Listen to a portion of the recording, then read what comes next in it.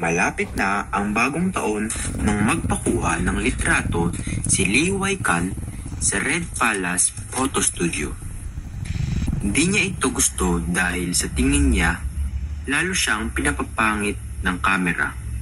Ngunit ginawa niya pa rin ito para matapos na at hindi na bumalik pa.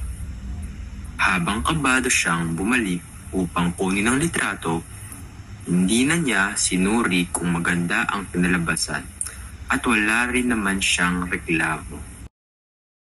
Kasama ni Tia Lu, pumunta siya sa komite ng kalye upang mag-apply ng lisensya sa pagtitinda.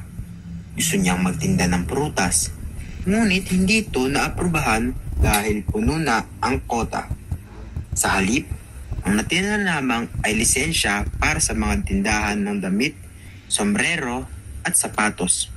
Bagaman alam niyang mas mabilis kumita sa prutas, tinanggap na lang niya ang meron. Dahil para sa kanya, mas mahalagang magsimula kahit sa maliit. Paglabas nila, nabangga nila ang isang matabang lalaking si Hepeli na pinakitaan ni Lee Wai-kan ng paggalang, isang ugaling dala niya mula sa pagkakabilanggo. Hindi siya pinansin ng lalaki.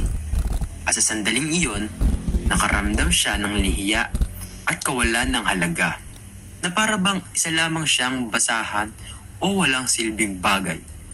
Sinabihan siya ni Tia Lu na huwag nang magkamali muli dahil kapag nagkasala siya ulit, wala nang tutulong sa kanya.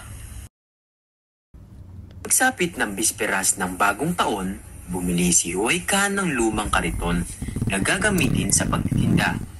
Gumastos siya mula sa ipon ng kanyang ina at bumili ng mga bahagi ng bisikleta para mapagana ang kariton. Habang daladala niya ito pauwi, napuno ang kanyang bayong ng pagkain para sa bagong taon ay baka, manok, isda at alak.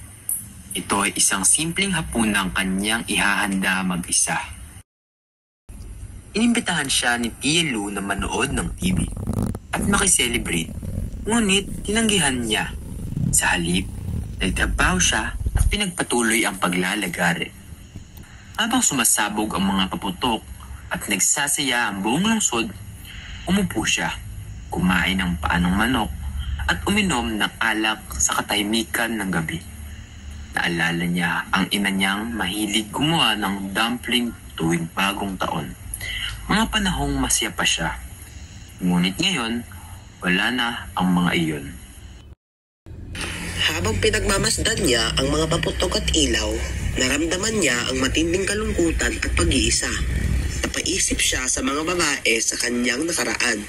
Kabilang si Luo Xiaofen, ang kababata niya ngayon ay may nobyo at malapit ng ikasal. Noon ay magkaibigan silang lumaki, ngunit ngayon magkaiba na ang kanilang mundo. Si Luo ay nasa harbin, samantalang siya ay nasa maruming sulok ng kanyang spiritran, naglalagare at nag-iisa. Pagdating ng unang araw ng bagong taon, inasikaso niya ang kanyang kariton at sinubukang pagandahin ang mga sisidlan ng paninda. Nagbisikleta siya upang pag-aralan ang mga lugar na pwedeng pagtayuan ng tindahan. Sa ikalimang araw ng bagong taon, nakakuha siya ng pwesto sa timog ng silangang tulay. Maayos niyang inayos ang tindahan, may mga damit, sapatos at mga tela. Gayunpaman, walang tumitingin sa kanyang paninda. Ilang araw siyang walang benta, maliban sa 20 pirasong anggora na naubos agad.